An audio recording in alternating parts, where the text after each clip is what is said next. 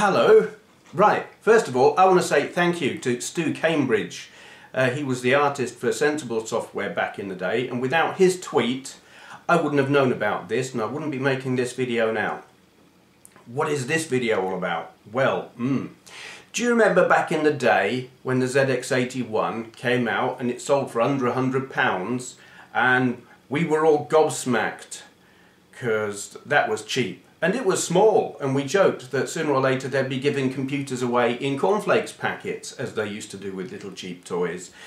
Well, no, they're not giving computers away in cornflakes packets, but they're giving them away on the cover of magazines. And this is what Stu was tweeting about. The magazine is The Magpie. It is the official magazine of the Raspberry Pi. And on the cover of it, they are giving away, I bet the camera won't focus on it, that. The Raspberry Pi Zero. You might be familiar with the Raspberry Pi. Lots of people, I'm pretty sure, are, because they're great. I initially, to be honest, didn't get on with the Raspberry Pi. It's not actually the Pi I had a problem with, it's Linux. I was using like the early Raspbian distro of whatever version of Linux. Debian, or however you pronounce it. I couldn't get on with it. I'm not a fan of Linux. I find it takes more knowledge than I have. But anyway, we'll talk about why I'm getting on better with this in a bit. First, what the hell is this compared with an earlier Raspberry Pi? It is different. It is smaller. How small is it? Well, there's a AA battery to compare it to. It's bloody tiny. How they've done that is that they've taken assorted bits off of the board. The pin out, whatever they want to call it, on the earlier Pi, there were a row of pins there. There are now not. You can put pins on it, you can solder them on yourself, but for the sake of cheapness and size, they've taken them off. The HDMI has shrunk to a, is it a mini or a micro HDMI? I don't know. I'm struggling to see here. Short-sighted but old, so I can't focus up close. Yes. Micro SD card instead of mini. Power in is via micro USB, and we just have one micro USB port for connectivity. So you need a hub, but not only do you need a hub, you need an adapter with like a micro USB to standard USB female, and then you can plug a hub into that. So the power cable, you just plug in whatever you'd plug in, like a phone charger. You need to make sure it's got the right power output capacity, whatever. I think don't know what power mine has, but I'm pretty sure an iPhone type charger would do it.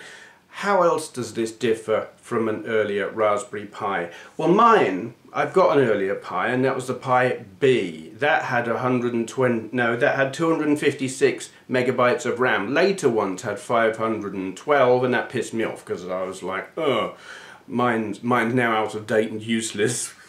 Obviously not, but you know. This has 512 meg of RAM. Also, the CPU, while it's still a single core, unlike the Raspberry Pi 2, which is quad-core, this is single-core, but where the original Pi was 700 megahertz, this is 1 gigahertz, which is pretty good. Yeah, so really, it's much the same as the later model of Raspberry Pi B, but not the Raspberry Pi 2B+. God, there are so many versions. It's a little bit better than the other one I've got. Basically, it's smaller, it's faster. You lose the Ethernet port as well, you don't have that. So yeah, port wise you're losing a bit, but it's not being a problem for me at all. Right, let's go on to what I'm doing with this, because it's not really the thing I'm excited about. While this is a fantastic little tiny thing, The thing that I'm really interested about at the moment is what I'm doing with it, and that is RetroPie.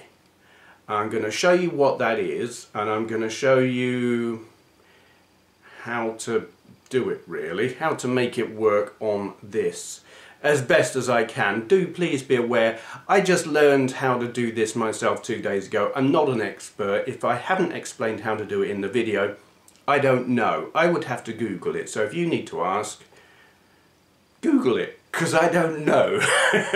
I'm giving you the sum total of my knowledge, probably.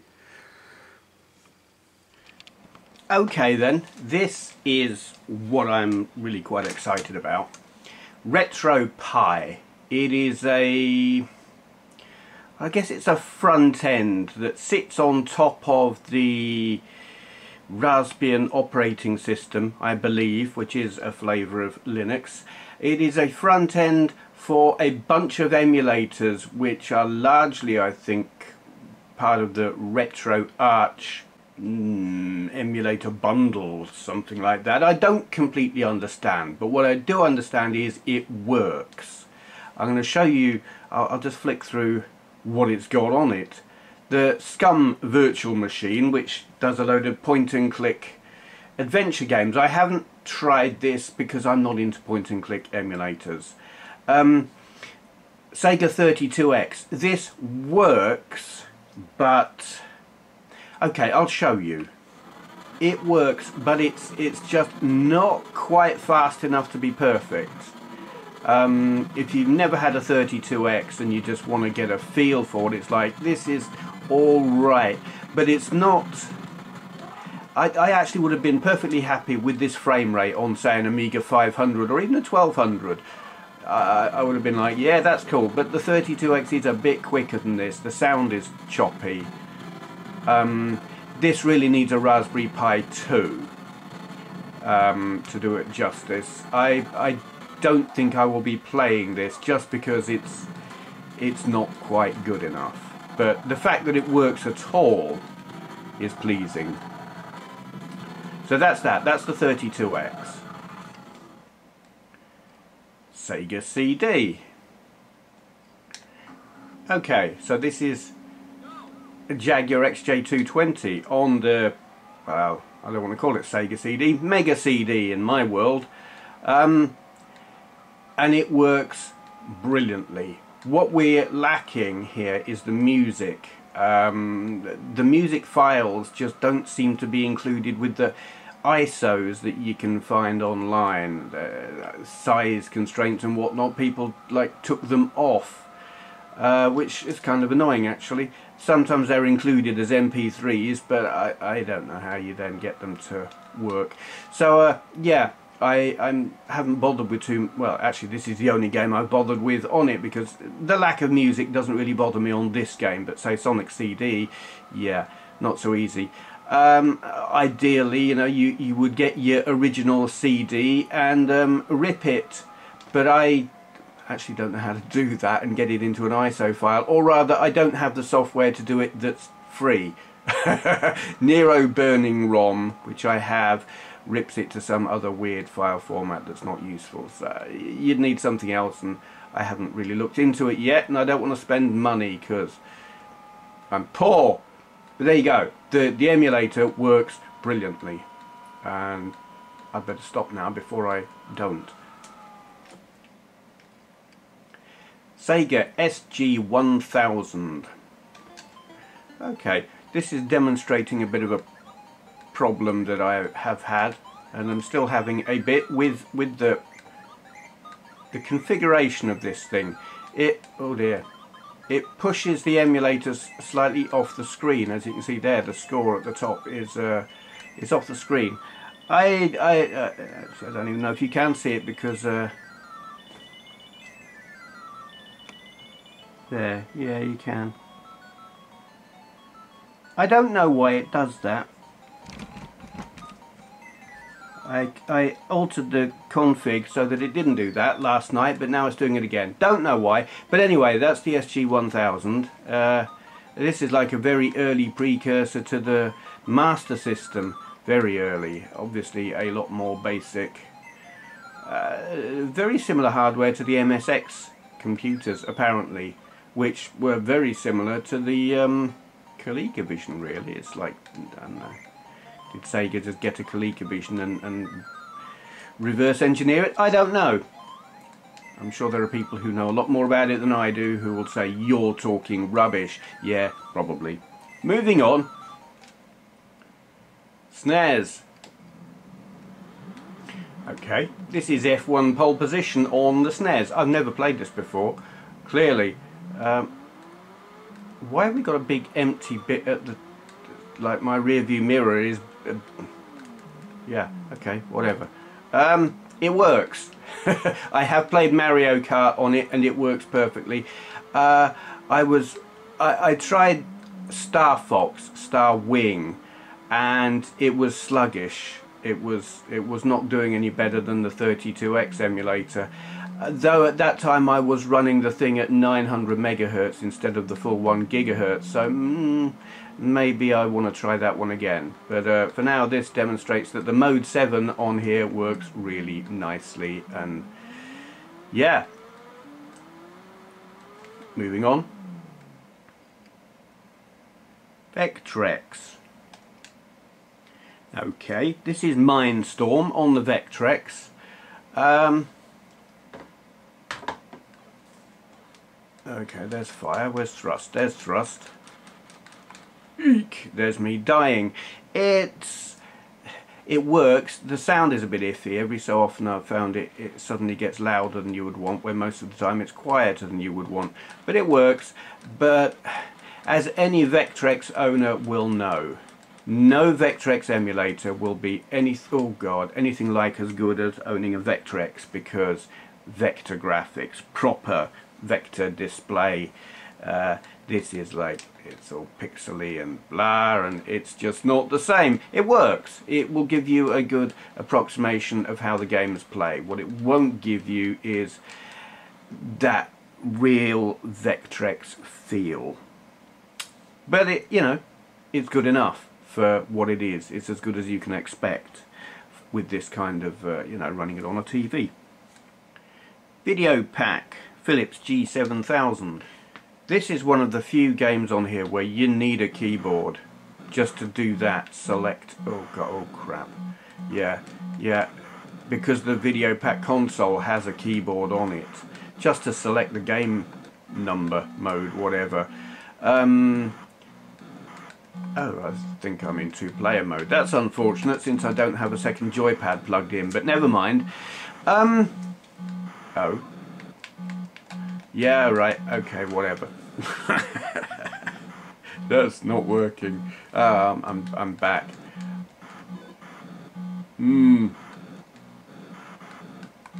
I haven't really played this before. Yeah, most of the consoles on here, you don't need a keyboard, but one or two, well, I think just this one, maybe in television one as well, I think, perhaps. We'll get to that, we'll find out. Yeah, but I will be using a little mini tiny dinky USB wireless keyboard to go there, edit, thing, blah. Moving on. Bandai WonderSwan. Okay, this is Final Lap. This is for the colour WonderSwan. It'll do the black and white ones and the colour ones. I just thought I'd show you this one because, well, why not? I've got a black and white WonderSwan. I need to get the Final Lap game for it because it's probably the best looking game I've seen on the WonderSwan. I'd like to get a colour WonderSwan, or WonderSwan Colour, whatever they call it, one of these days, just to play this really, because I mean this was to compete with the Game Boy Color, and honestly I think it's better. There you go, it works very nicely. Infocom. This, it took me a while to work out what the hell it was. It is, can you see that down there? Zork. It's a text adventure. This thing runs the Zork text adventure, which used to, I don't know what it originally ran on. Some very old computer, and it got onto other home computers. And it's got the 3 Zork games on here. I'm going to do a video at some point just of me playing Zork, because I do text adventures every now and then. I do them very badly, and some people seem to enjoy watching me play them. Yeah, so that's that. Of course, now, how do I get out of that? I don't know. Cool. You have to give a text command just to exit. Amiga. I'm not going to load this one up. It works, but I have found it problematic initially because I haven't really... The finer points of how it works I haven't got into yet, and I found myself with it crashing or taking an age to load or locking up and stuff. It does work, but you got to know what you're doing, and you got to spend a bit of time with it, and I haven't yet. Apple II, that works. I haven't yet worked out how to use it. Yeah, so I'm not going to show you that one either. Really, I'm concentrating on the consoles rather than computers. There is a Commodore 64, CPC and Spectrum emulators on here, and I haven't done anything meaningful with them either. Atari 2600. There we go. And that's Enduro, obviously, and I love this game. Even, well, yeah. There you go. It's what you would expect. It's Atari. Atari 7800.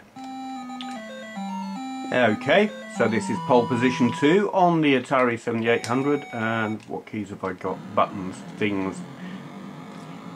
There we go. That actually looks a whole lot better than it ever looked on my actual real Atari 7800, because that has that really dirty video signal through the RF output. First time I've seen, oh dear, seen this looking remotely decent. There you go, so that works. Atari Lynx. Don't know which button. That is the thing when you're doing these and you're not using the real thing. What button do you press?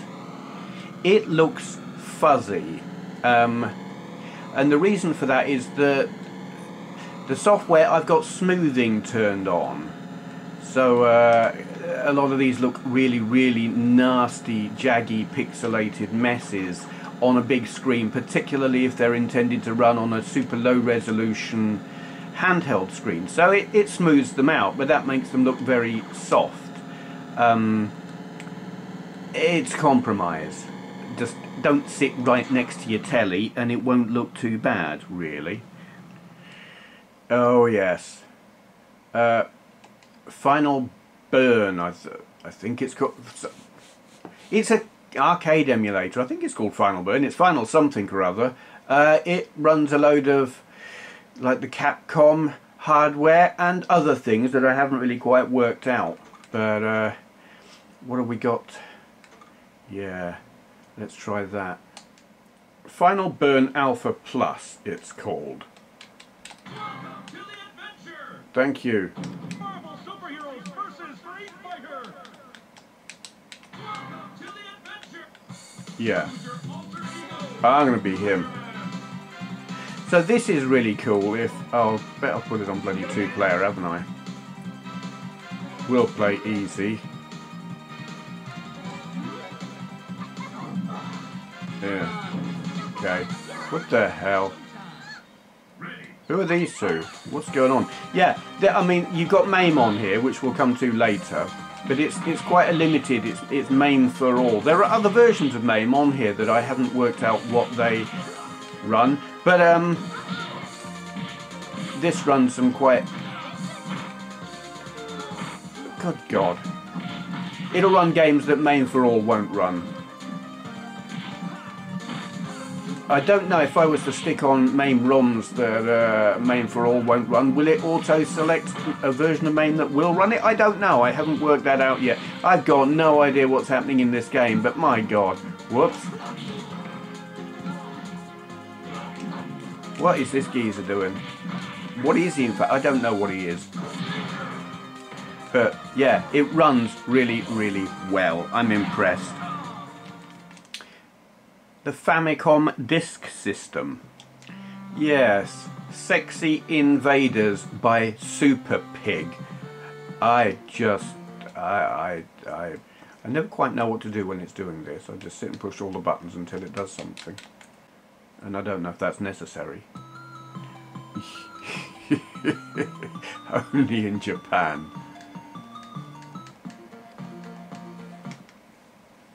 Yeah, so it's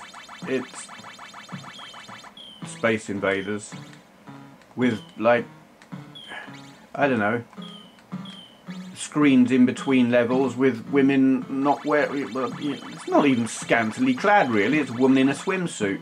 I don't know what else, you know. How far does it go with that? Does she get undressed when you win rounds? I don't know, I haven't played it, but if you're the kind of person who cares about that and wants to find out, well, install this. Weird. Game Gear. Now, I'm not a fan of the Game Gear, to be honest. Excuse me. I've got one. I honestly can't say that I like it. From that era, I would rather play the Lynx or the Game Boy before I would play the Game Gear. Mainly down to the god-awful screen, to be honest. But if I were one to play it much, I think this might be one up. I don't know. I don't know if I'd play this or not. An attempt at a Mario Kart style racing game with Sonic, but without the mode 7, it's pretty weak, to be honest. Yeah, anyway, moving on.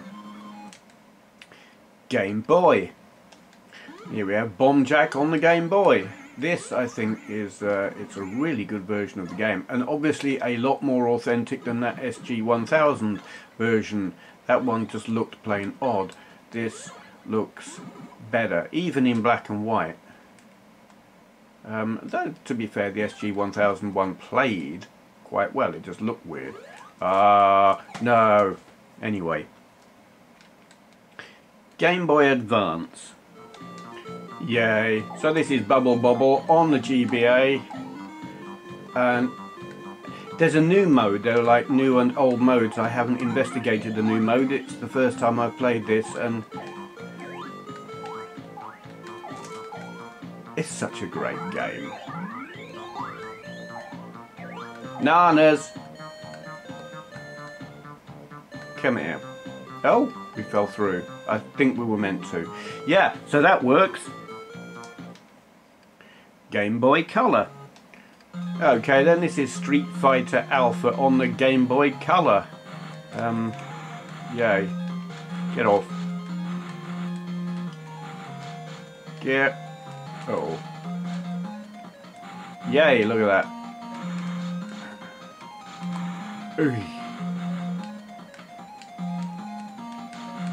I haven't actually worked out what all the buttons do. What buttons there are, in fact, because there are only 2 on the thing. So okay, that does that. Mattel in television. Okay, I need to go through these and sort out what ones work and what ones don't, because they don't all work. Astro Smash works, I know that. Yay. I like this game. It's simplistic and fun, and it's an adequate demonstration of what the Intellivision will do and stuff.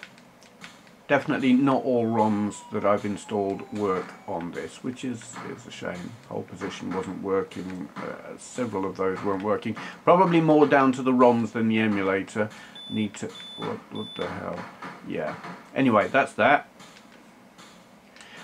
Now, escaping from this is not so easy. I can't remember how I do it.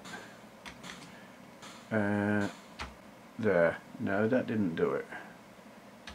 F1 to get out of that. That's one of the few emulators on here that you can't exit from with the joypad, which is unfortunate. I had to use F1 on the keyboard. Macintosh, I've got nothing installed on that, so that's not going to do anything. You need a Mac ROM and a disk image for that to work. I haven't installed either. MAME. This is there are various versions of MAME on here. The one I'm using currently is MAME for All, which is like an early version. It doesn't do too much in the way of advanced games. What do we put on? Okay, so Dodonpachi on MAME. So it will run some fairly decent games. It's not all just like the really early 8-bit stuff. It's got some that take a bit of oomph. I couldn't actually tell you which ones. They've got to be from that early ROM set,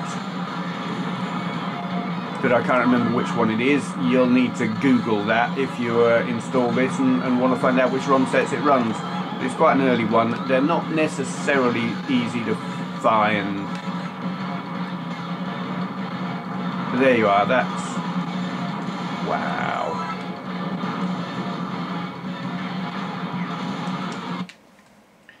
Sega Master System. Okay, I actually have. Alright. This isn't the game I thought it was gonna be. Ah, get off. Well, anyway, it works. I suck at that, obviously. Moving on.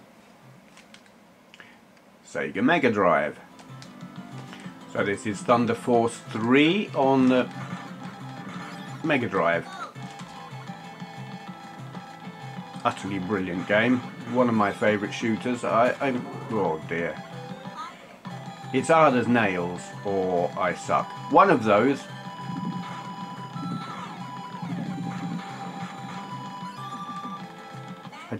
Ooh, yeah, okay. Neo Geo. Oh boy, oh boy.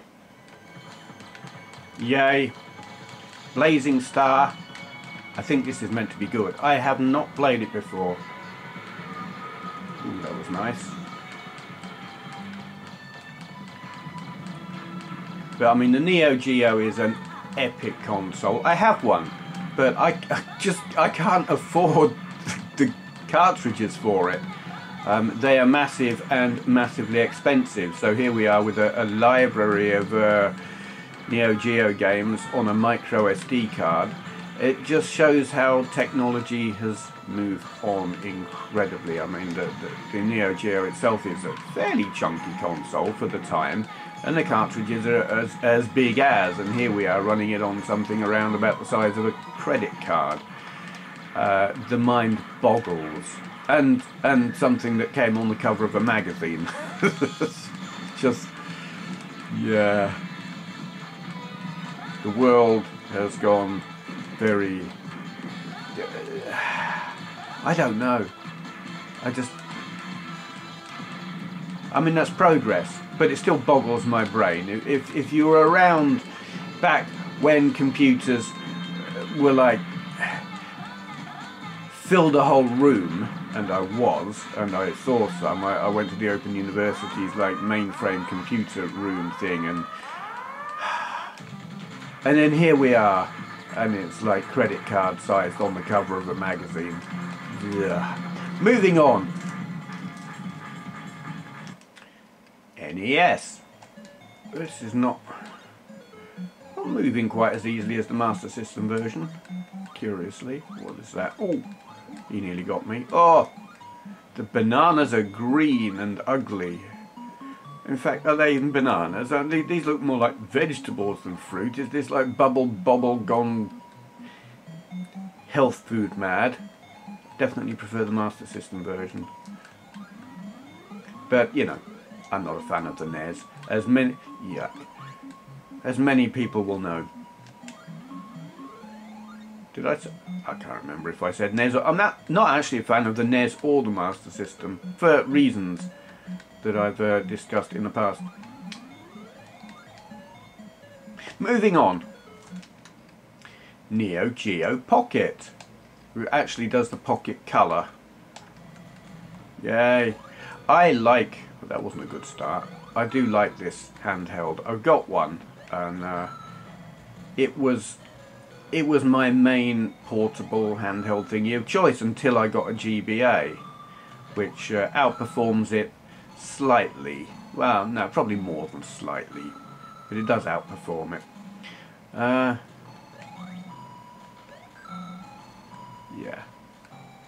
Which to take out? That, yeah.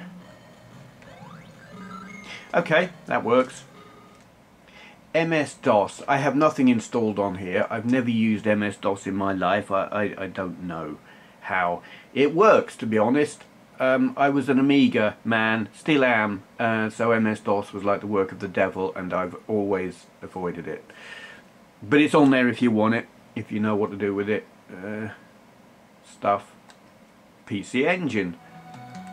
Never played this before. Looks nice. Cool. It's a bit rapid as well. I can see why this is held in such high regard, even compared with the Mega Drive, which was theoretically more advanced. I mean, the PC Engine is an 8-bit CPU with 16-bit graphics, where the Mega Drive is all 16-bit, I believe. But this is... Oh, okay, it's impressive. It's chucking the sprites around quite rapidly for something that is technically an 8-bit machine. Yeah. Oops. Oh, hello. Not familiar with this game, so, you know, playing badly, but then I always do, so you knew that. Moving on. Ports. These are ports of PC games that have been ported to the Raspberry Pi. It's all the shareware, except for Doom, where I have put on the Doom WAD, which I bought legitimately, so we've got the full Doom here. I'll show you, just so you can see it works. There we go. Here. It's weird playing this on this controller. On this, I don't know what controller it's configured to be like playing like. I'm used to using dual sticks, and this is using the D-pad and like sidestepping like that. I'm using the shoulder buttons. It's just plain weird, but it works, and the refresh rates, frame rate thing is nice and fast. Forgotten what button to fire. There we go. Yeah, it's cool. It works well. And then we have Kodi, which is something I installed. I'll have a quick... I'll show you how briefly how to do that in a little while. PlayStation. PS1. Right, this is Ridge Racer on the PlayStation 1. The PS1 emulation on here is pretty good. Oh, I forgot I got manual gears. It really needs a Raspberry Pi 2 to do it justice. It's working a little bit better than the 32X emulation. But you'll get glitching in the audio. It just runs a little bit slow. But I think if you wanted to play PS1 games just to try them out or whatever, and you hadn't got a real PS1... Oh dear, that's not what I wanted to do. Oh dear, no, there's that. Yeah, it gives you a pretty good taste of what the real thing is actually like. It's not bad, it's not perfect, but it's near enough. That's what I'm trying to say, I think. Yeah. So, that's all the emulators and stuff we've got on it. Other stuff. Configurations and stuff. There are lots and lots of configurations. The Pi itself, the RetroArch emulation package, all sorts. It's actually pretty bloody confusing. I'm trying to remember which one it is I used to get that Kodi on here. Was it this? Okay, here we go. To get Kodi, you go to experimental packages. You look in that and it's got loads of other programs. 252 Kodi. You click on that. You may have to use the keyboard actually. I'm not going to do it because I've already installed it, but yes, that will install the Kodi. It's like videos and music and whatnot. It's pretty much like the XBMC. In fact, I don't know what makes it different because it looks exactly the same. Xbox Cross Media, whatever it's called. Yes, you'll be familiar with it, maybe. You got Minecraft on here as well. I should probably install that at some point. But that's where you go to get it. It's yeah, RetroPie setup. Through the power of editing, I wasn't going to show you this. I was kind of skipping past it and rushing and stuff. But this is Kodi. It's like a variation on the XBMC thing. This does not work with my joypad for reasons that are beyond me, but it works with the keyboard, so you will want a keyboard plugged in. You're probably familiar with this kind of thing already. XBMC has been around for a while. I don't know what makes Kodi different from standard XBMC, whatever. But there is a thing on here that makes it totally worth having. These are all of my channels, if you like. You install plugins into it. There are billions of, well, loads of other people have done videos that explain how to use this far better than I could. I'm not going to explain how to install these here. They're like add-ons. But I will say there is one that you need called Genesis. Really, you want that. It's not a standard installation. You have to do some stuff before you can add this. I'm going to put a couple of links down in the media thing, in the info area below, linking to videos that explain how to install Genesis. You want this. You do. You really, really want this. That's all I'm saying about that. A useful thing that you will want to know about show IP address. You will need to know your IP address. I will explain why in a bit, but you go on that and you'll want a pen, and you'll probably want to click it several times because it puts it up there quickly and then it disappears again, and yeah, bit of a bit it works, but it's problematic. So that is all of your emulators. That's all the ones I've got running.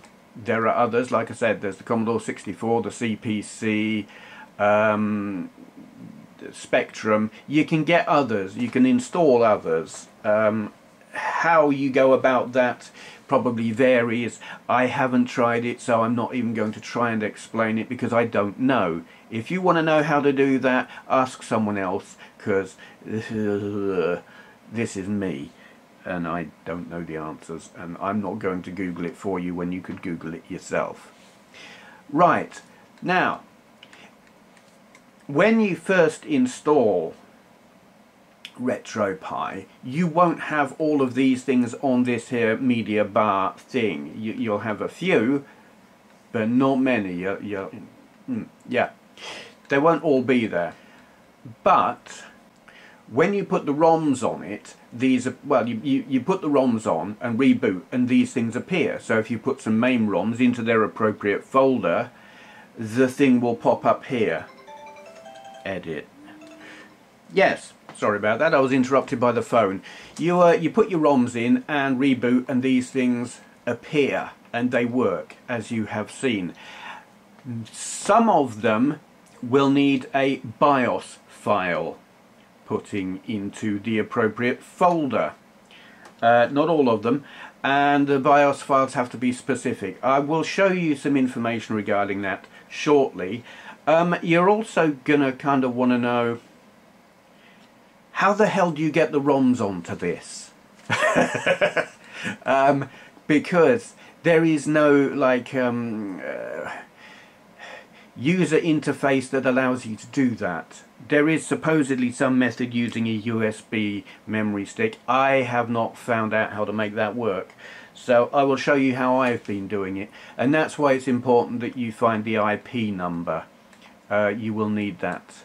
And you will need a PC. It's not difficult, but it's kind of weird. So I'm going to move rooms now. I'm going to go back into the other room where the PC is and show you what you do. Show you how to install the thing and assorted stuff, putting ROMs on, getting BIOS files, finding out which BIOS files you need, blah, all of that. And I'll be doing it badly, so you probably can't. I'll shut up. Okay then, installing your Raspberry Pi Zero. The first thing you're going to want to do is put an operating system onto your SD card or micro SD card. Now you may find yourself using one that you've used previously with another installation or whatever, and when you try to format it you'll find it doesn't format to the full size of the SD card. Say if you've put a 8GB disk image onto a 32GB card, your computer is only seeing the 8GB image and you can only format 8GB, and that's a problem because you've got a lot of wasted space. To sort that out you need this here program, SD Formatter version 4. There is a link in the information below to where you can get this. Basically, you just stick your card into your card reader thingy on your computer. You select your drive number here to correspond with your SD card, micro SD card. Don't worry about what it says there. It will show the size of the image that's already on it, if you've had an image on it already. If you haven't, if you've just bought your card, it's probably formatted and doesn't need this doing anyway. But should you need to format it, drive number there. Don't worry about any of the other stuff. You could give it a name if you want to and just click format. I'm not going to because I haven't actually got a card in my drive at the moment, but I don't want to format my card even if it was in there. Blah, I'm blathering, sorry about that. That's what you do there if you need to format your card. Next. Okay, once you've got your SD card all sorted out and formatted and stuff, you need an image to put on it. For that you come to Pet Rock Blog, download section. There is a link in the information area below. Depending on which kind of Pi you have got, you've got images here for the Pi 1, which will include the PiZero, and for the Pi 2. You download that, and I'll show you what to do next. Right, now you've got your disk image, you want to use Win32 Disk Imager. Link below for where you can get this. You click that little folder thing there and navigate to where you've got your saved disk image. That one there, that's RetroPie, blah blah blah. You double click that, select where you're going to write it to. On my computer it will be P, that will be the SD card if the SD card was actually plugged in, and then you just click write and it will write your image onto your card. Right then, once you have installed your RetroPie disk image onto your SD card, put it into your Raspberry Pi and booted it up, you want to do this first before you do anything else. Go into this here RetroPie options thing. Go to Raspberry Pi configuration tool, Raspberry config. They do give them some good names.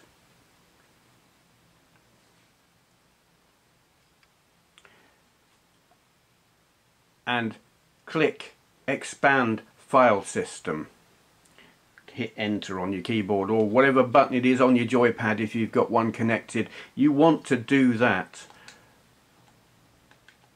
Yeah, it's going to have to be there we go.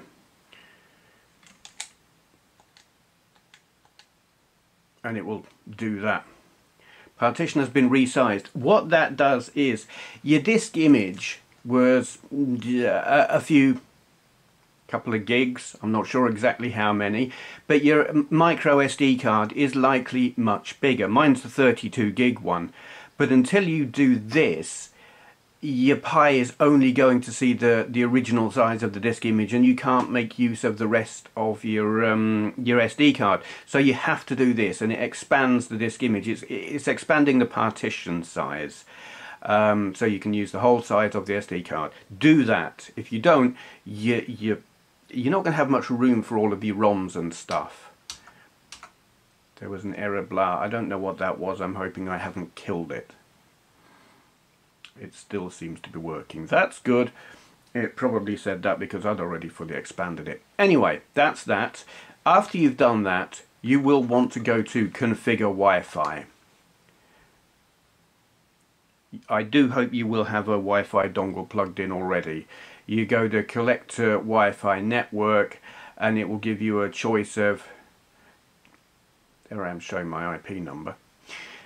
That's actually a good place to come and find your IP number when you've done it. Do Connect Wi-Fi, find your Wi-Fi on the list of Wi-Fis that are available, put in your password, hey presto, it works. You need to do that before you do all of the stuff that will follow, like putting on the ROMs. But you can find your IP number on this page, and actually it's probably a lot easier than the find IP thing that I mentioned elsewhere.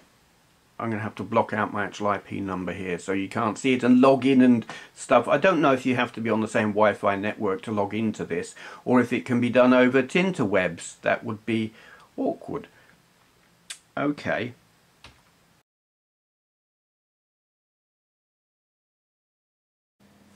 Okay, so here we are back at our computer. I've blanked out my IP number because you can see it here. This is how you get your ROMs onto the Raspberry. You go to new site. We've done that already by the look of it. Yes. Host name. Wait. Select SCP. Just there. Then in host name you put in the IP number that you found earlier on your Raspberry. Your Raspberry must be turned on and logged in at this time, by the way, otherwise this just won't work. You put the IP number of your Raspberry in there. Username will be Pi, Pi. These are the defaults. You can alter them if you want to, if you can figure out how to do that. Password will be Raspberry. Click Save, and then you click Login. And it will log you in, and we'll move on to that in a moment. Once you're logged in, you'll come to a page like this. This is what's on your PC. That can be, you set it wherever you like. This is where I keep a lot of my emulation stuff. And on your Pi, you'll be in your root folder.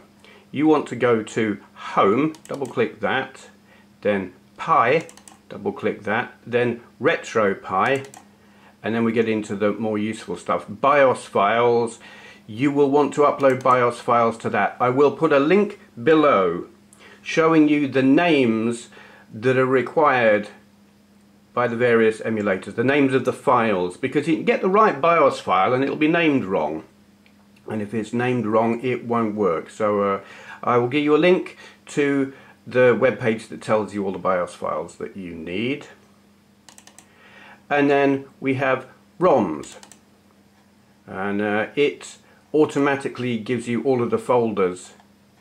They're already there, and you just dump your ROMs into these. What do we got in television? Yeah, see, these are all in television game ROMs, and to do that, I mean, you should be familiar, I hope, with this kind of program anyway. It's an FTP type thing. You would go to, let's go to Atari Lynx there. Have I got even Lynx stuff here? No. Let's just assume that whatever, NES. You highlight, in fact you can just right click on that and you select Upload. I'm not going to do it because I don't want to put a NES file into my Lynx folder. But that's all there is to it. You click that and it will upload. And you basically give yourself a nice big load of ROMs in there. All of this, you're connected to your Pi, and you can keep it connected. You can go and reboot your Pi. In fact, you need to reboot your Pi after uploading these for it to see them. But once you reboot it, this thing stays logged into it, which I find brilliant. So you can come back and upload more after you've checked things work and stuff like that. And that really is, I'm not going to say that's all there is to it. It's taken me 2 days of messing around and tinkering and trying to figure out how to make things work. And I must confess, this is a completely half-assed video that's not giving you all of the detail that you might find you need. But time constraints and memory brain thing not work well, and all that. But it gives you an idea of how to do it. If I haven't been specific enough for your particular requirements, I do apologise. If there is something specific you want to know, please Google it. Because really, if I haven't covered it here, I'm going to have to Google it myself. And I've said it before, if I've got to Google it, you can do it yourself. The answers are all out there. There are lots and lots of forums. But these are the basics. Installing it is easy. Finding the ROMs and the BIOSes, finding the right BIOSes can be a little bit more tricky, but you know, you upload them to the right folder using this here WinSCP, reboot your Pi, and it works. When you plug a joypad in, it will straight away ask you to push the appropriate buttons, and it works. Or certainly mine did. I've got a generic USB pad. Yeah, okay, I'm going to move back in the edit. So, there we are. That is probably one of the most half-assed videos you will see that's a sort of almost but not quite tutorial-ish thing, showing the Raspberry Pi Zero and the RetroPie emulator package and Kodi and Genesis stuff.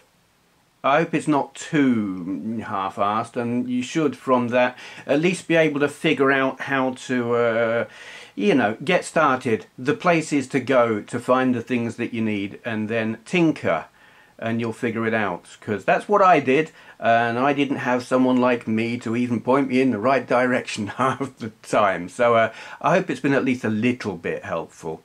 Yeah. Because it's great, it's worth doing. And I mean, did I tell you how much the Pi cost, the PiZero? I mean, obviously it's on the cover of the magazine. The magazine cost $5.99. You will be, I think they're out of stock at the moment, or they were when I looked on the website. You can buy the Pi from the people who sell the Pi. Google the website, or I'll link below, something like that. Yes, £4. For the PiZero when they've got them in stock, or $5. That is insane. It's gobsmacking. It's I don't know. Words fail me. They really do. It's incredible. A £4 computer that does all of this. My God, it's epic. You need one.